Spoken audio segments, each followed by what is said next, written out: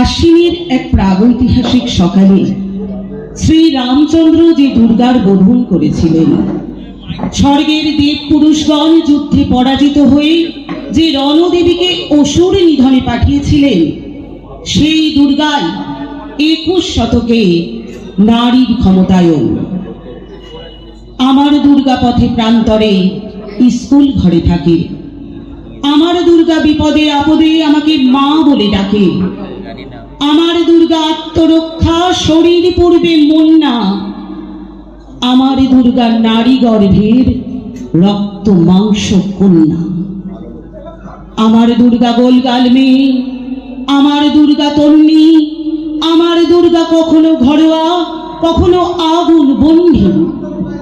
আমার দুর্গা মেধা পাটেকার, তিস্তা শীতলাবাদেরা, আমার দুর্গা মোম হয়ে জ্বালে অমাবস্যার আঁধেরা।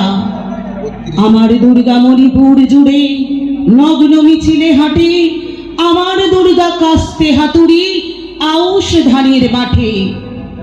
আমার দুর্গা ত্রিশূল ধরেছে স্বর্গে এবং মর্তে, আমার দুর্গা বাঁচতে শিখেছে নিজেই নিজের শর্তে।